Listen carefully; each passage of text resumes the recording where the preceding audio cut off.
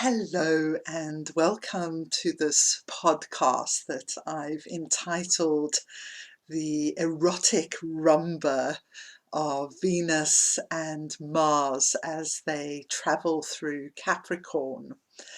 Venus is actually at her brightest brilliance at the moment, and she's also moving at her most slow pace.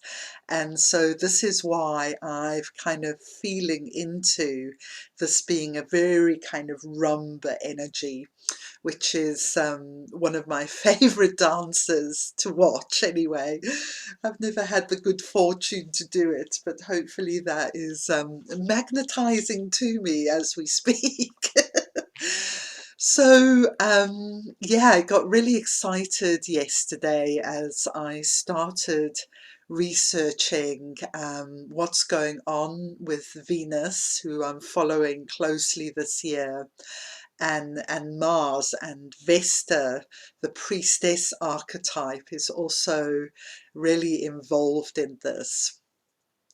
So what's really lovely is the exact conjunction happens with Mars and Venus at 15 degrees Capricorn. So this is Gene Key 54, line 1.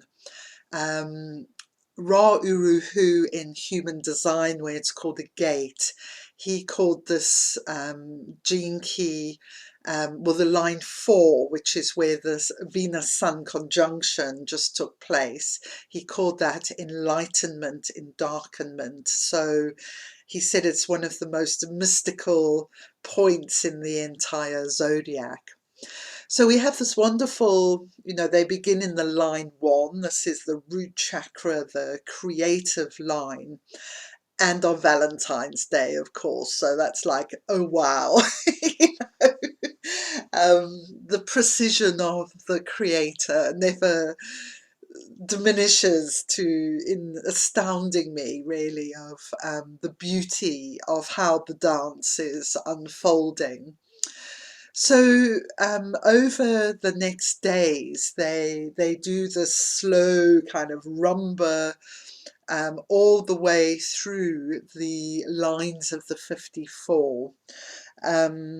So in astrological terms, that is they're moving from 15 degrees Capricorn to 20 degrees Capricorn.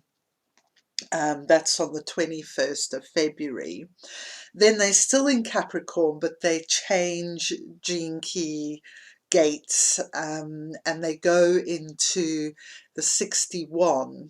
Okay, so the 61 is another really powerful gene key. And it has the shadow of psychosis, mass confusion, not knowing what's real or unreal. And it has the highest frequency, the siddhi, is sanctity.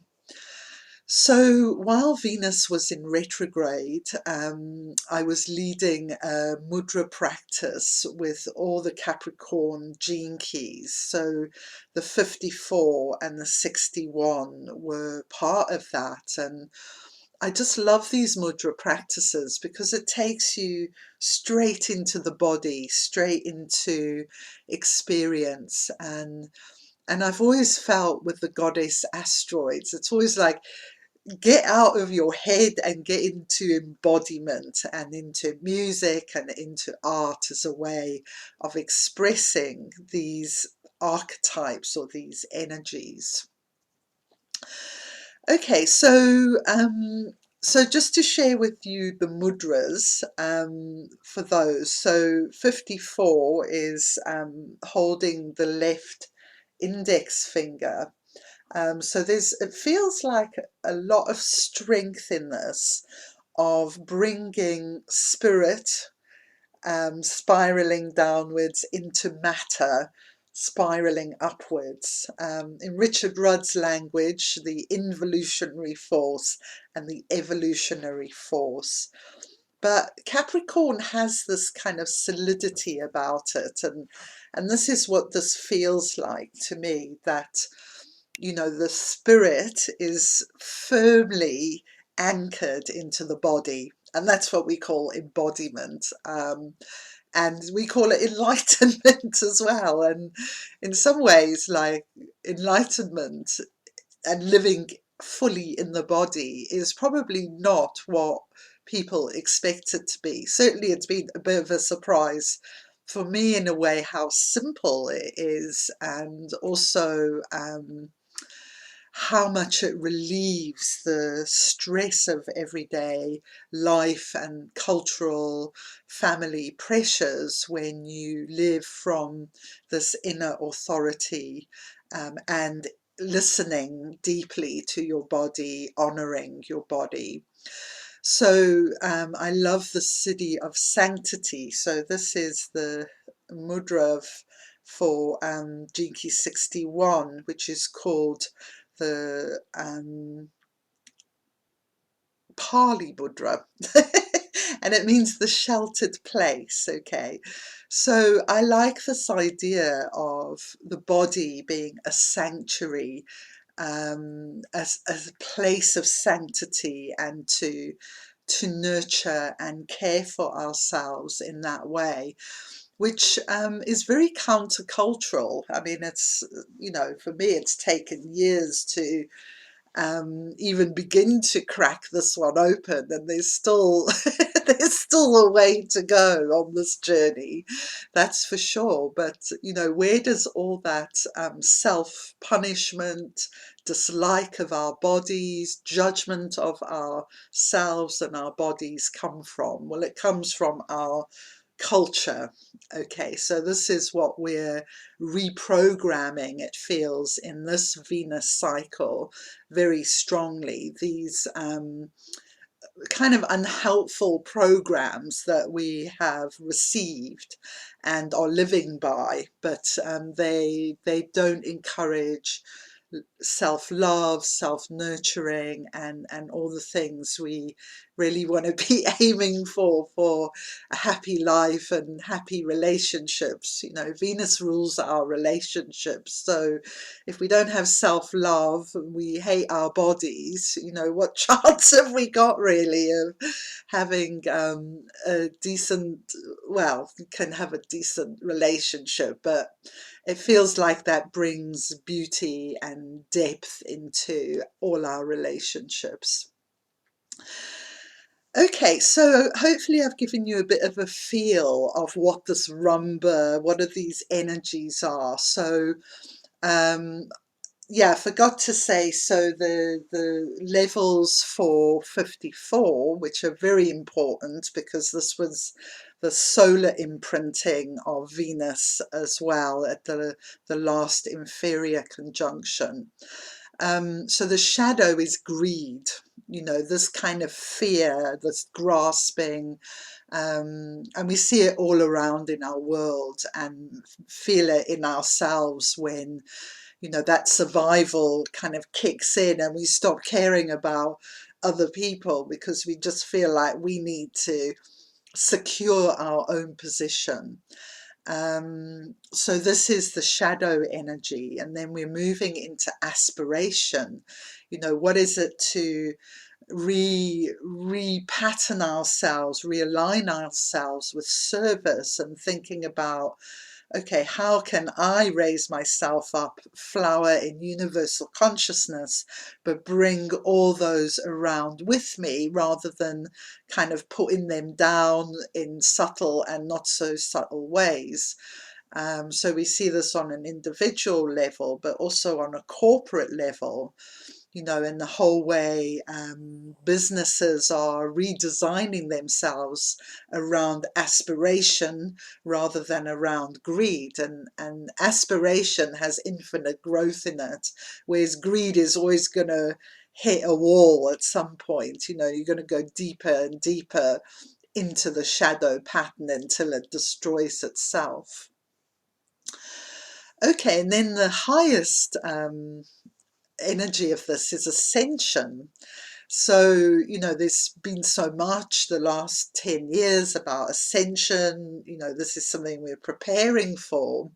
But it's really interesting, I think, to perceive it through the eyes of Capricorn, because it is so much about, you know, the spirit and matter becoming one and becoming kind of, there's a solidity in this energy of ascension. You know, it's not kind of up there, it's in here. You know, it's like descension, ascension. They're both, the energies are spiraling together at the same time.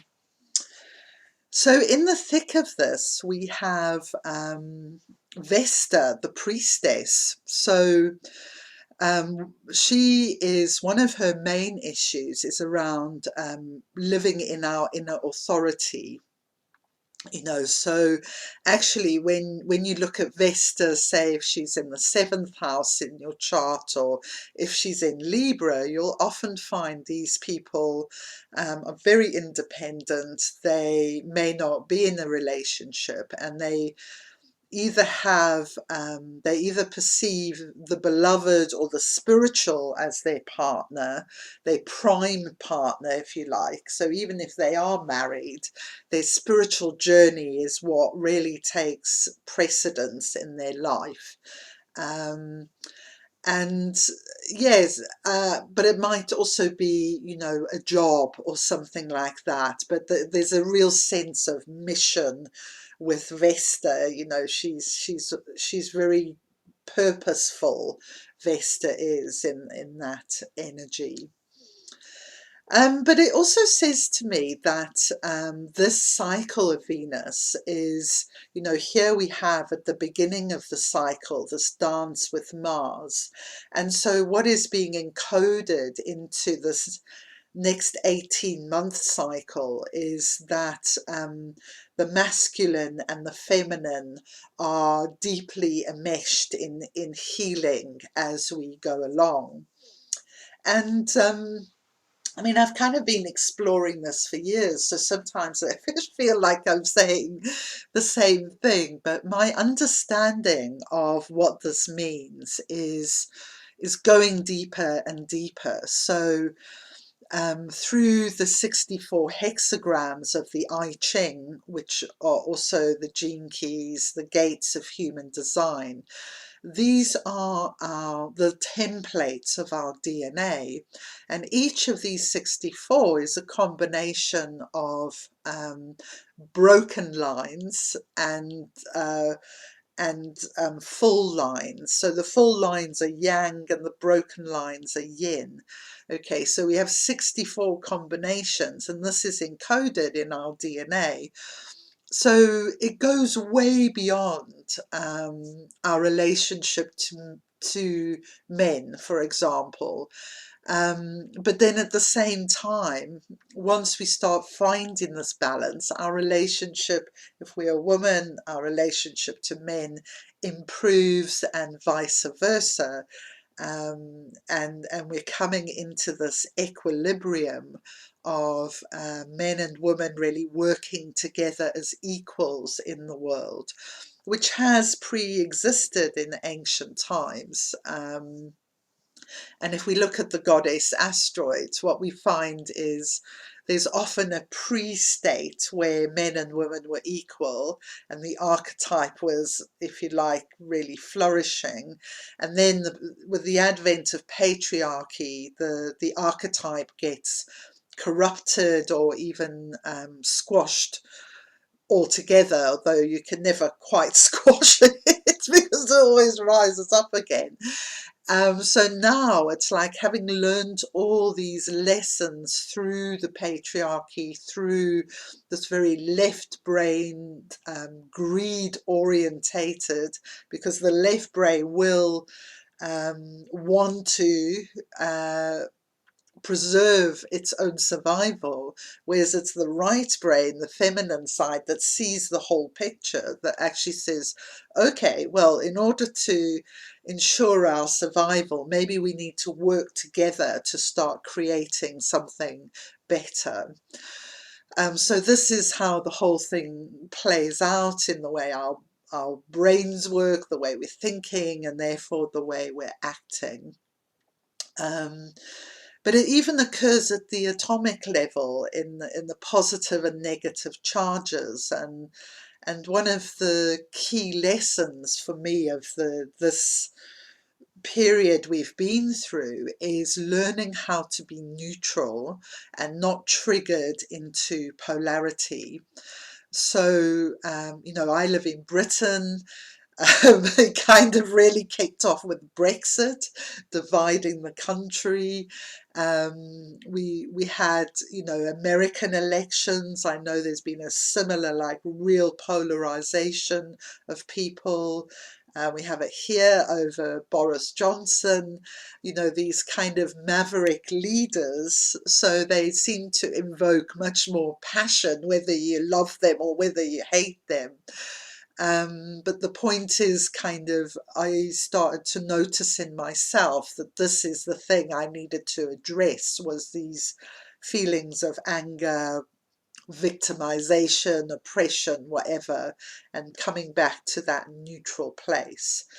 And also to add that really the whole COVID vaccine issue is, whether you're for or against, try and looking at it as an issue that really polarizes people. So can you bring ourselves to a more neutral place, which maybe begins by trying to understand like why each side might feel the way they do. So empathy can be a real opener, if you like, of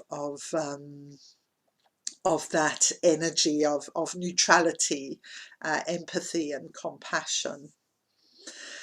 Okay, so I'm going to share a chart now. So I'm actually going to share the chart for the 27th.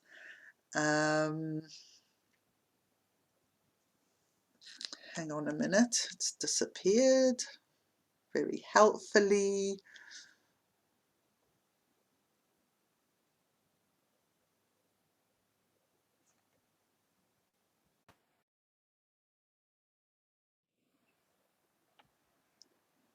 Okay, so here we go. So this is the chart for the 27th of February 2022. And this is when Venus begins this process, which is a mirror of the myth of descent of Inanna, which comes from the Sumerian times, some 4000 BC. So kind of amazing the story is actually still with us. So the story begins that Inanna, who is Venus, hears the cries of her dark sister Ereshkigal, who has been banished to the underworld because she was raped, and she's raging. So, rather than anyone helping her, it's like they've sent her away to a psychiatric hospital or something. And she's raging. So Inanna realizes that in order to have the experience of totality as a human being, that she needs to descend into the underworld to meet Ereshkigal. And this is quite a challenging process. At every gate, she's met by a guardian of the underworld who demands that she give something of her worldly power up. So this gate on the 27th of February is the first of 7 gates descending through the morning star phase into the underworld. And at this particular gate, Inanna will be asked to release her crown. So the crown could mean many things to us. It could mean our sovereignty. It's almost like having to surrender our will to the higher will. thy will be done. Maybe that's like a one-liner for the seventh gate. Okay, so she is setting off on this epic journey where she'll descend through 7 gates. There'll be another Venus Sun superior conjunction, and then she will ascend in the evening star phase, becoming a mortal, experiencing this totality, this oneness with all of creation, and vastly increasing her spiritual power through relinquishing her worldly power. So very Capricorn themes actually within that story, and she is in what we call the meta goddess Capricorn cycle. So wherever the Venus Sun inferior conjunction takes place, that sets the whole energy. And so, as I mentioned before, it took place at 54 line 4, this very mystical point of enlightenment, endarkenment, the meeting of Alpha and Omega. That's some of the words used to describe it, and holding the blueprints for ascension. So it's like pretty awesome, this cycle. Okay, so the gates are formed through the monthly Venus moon conjunctions. So they're called Kumari kisses, and they're really beautiful energy. You know, if you were born with moon conjunct Venus, that just gives you a really gorgeously delicious, feminine softness. It's just, you know, very beneficial energies. So these portals happen every month. And they're markers of the energy, if you like, of each of these portals. So this one is truly awesome. You know, this is the second year that I'm closely following the Venus cycle. So I'm like, whoa, this is like amazing. So if we have a look over here, just pick up my spotlight. This is the 10th house in my chart in the UK, but you know, it'll differ depending on where you are in the world. But good for me, because this is my work. So, and the 10th house is all about work. Okay, so here you can see we have Venus and Moon. They're exactly 24 degrees, 18 minutes there. So that's the Kumari kiss. That is, this is the crown chakra, the 7th chakra gateway. Then we have the exact same degree, but just a few minutes on, we have Vesta the Priestess. You can see that her glyph there is the flame. So the priestesses some of their roles were to nurture the flame and keep it alive in the temples. And that flame reflects also the flame in our own hearts. You know, our purpose, our desire to serve, to give of our gifts to the world. And then we have Mars, also 27 degrees. So it's like, wow. So what I think is really interesting is that Venus and Mars are actually entering this journey together. So that could suggest a number of things. You know, I've already talked about the theme of masculine, feminine healing. It could mean that this is a really good journey for men and women to do together. And it feels like, you know, Mars always brings like a sense of purpose and passion. So along with Vesta, it feels like this is a real energy in the cycle of orientating towards our purpose and our dreams. So this exact imprinting is in Gene Key 61, line 4. So I mentioned before it has the shadow of psychosis. Well, if you're in psychotic state, you definitely don't know where you're going because everything has kind of overwhelmed you. And if you are in sanctification, then you are cleansed, you are purified, and actually when you living in your body as a temple space, it does become so much clearer what to do just from the next moment to the other. And mostly in part because you actually have the space to listen to what is going on inside you. Listen to your intuition, listen to your emotions as intelligence. If you're feeling angry, don't just ignore it.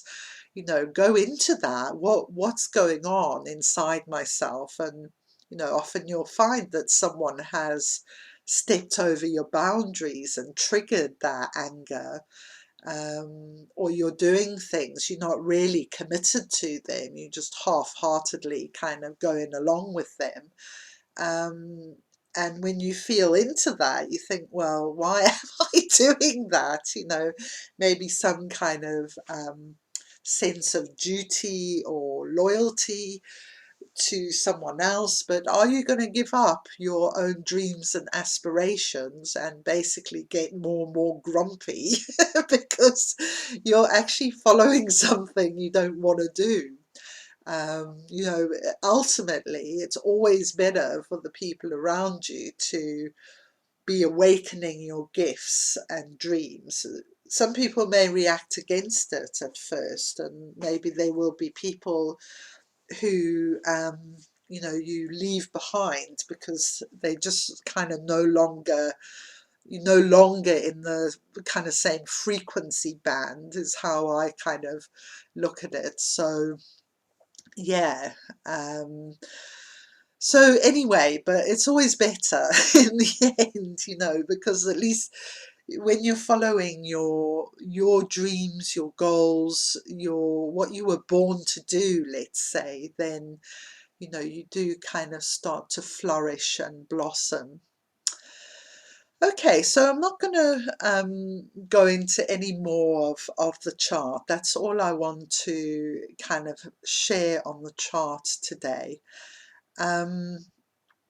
So I just wanted to share a bit about the Venus Moon Sanctuary. This is a project I'm doing this year. It lives on a platform called the Soul Tribe Online, which is a really beautiful high vibration, but you can really bring all of your totality of self to that as well. And essentially what I'm doing is I'm guiding a group in following Venus. So looking at all the astrological things that are going on, and we have ceremonies that we create together, with each person bringing their gifts to those. It is mostly women, but there isn't something to say men couldn't do it as well. Actually, now I know about that Mars thing, because the tribe is open to both genders. So you may, as a man, feel called to this, but it is mostly women, as many of these things are. Yes, so there's ceremonies at each of these portals, and a lot of that is about opening creativity. It's very experiential. I do weekly calls, which are around the astrology, but we're actually also just embarking on what's called the Venus sequence, which is a system Richard Rudd brought through as part of the gene keys. And it really goes into the emotional realms. It's quite interesting actually that we're beginning this week with that. We'll have a month to contemplate the first sphere of the Venus sequence, is what's called the purpose sphere. So it's interesting, this issue of purpose is so kind of magnified actually in the energy of the moment, and Venus is at her most brilliant. Richard Rudd actually had the vision of the Venus sequence during the Venus eclipse of 2004 of the Sun. So it is connected to actual Venus. It's not just called the Venus sequence. So I think it's going to be really powerful to actually be aware of what's going on with Venus at the same time as contemplating the Venus sequence, and also as quite a small group. So I think I've done Venus sequence on my own twice, just me and my partner doing it together. And then I've done the two big retreats other than the Gene Keys twice as well. So both of those were like really amazing experiences. And definitely with the group experience, I felt the healing increased of this process of kind of going deeply into our own algorithm of conditioning. That's essentially what it's about, and moving out of those shadows into the gift frequencies. So I think the smaller group, there'll be an intimacy, there'll be more like getting to know the same group of people. So the Venus sequence is starting in February and will end in August. The whole Venus descent and ascent is 18 months. So during the ascending process, we'll be doing the Pearl sequence, which feels really perfect as well, because that's all around how we manifest in the outer world and our work. And how we offer our gifts to the world in service, which the ascending cycle really lends itself beautifully to that energy. Yeah, so this is, as I say, all of this is on a platform called Soul Tribe. I will put the link below. So what you do is you subscribe to Soul Tribe, which is $29.99 a month at the moment. It's going to go up slightly in the next coming months because the whole website is being updated and much better. But it won't increase radically, and for current subscribers there'll be a period of time before that happens. So as I say, it's $29.99 a month, which is really excellent value. There's lots of other amazing teachers and resources on the website that you also would have access to if you wanted. So you sign up and you can join either one of my tribes or both of them. Venus Moon in a Sanctuary, this is the one following the path of Venus, and the Gene Keys Venus sequence is specifically aimed at the Venus sequence that, as I say, is beginning this week. So if you want to join the Venus sequence, my kind of guidance is included in your subscription, but if you haven't done it before, it is highly recommended that you purchase the Venus Sequence self-guided course from the Gene Keys website. Again, I'll put an affiliate link below, so if you can use that link, it's great for me. And yeah, I think it's $120 the course, but it's really one of the best investments I've ever made, that course, and you can use it as many times as you like, and it has the books, the audios, kind of everything you need apart from the Gene Keys book, which is a really good extra to get, the first book by Richard Rudd, Unlocking the Genius in Your DNA. I think it's called that. So that's what I'm up to, and if you feel called, you're very welcome to come along and take part in this epic journey and really embody the Venus cycle and all the healing qualities. So I'm the human guide, but Venus is the bigger guide, we might say. So namaste, thank you for listening, and yeah, go in peace. Bye.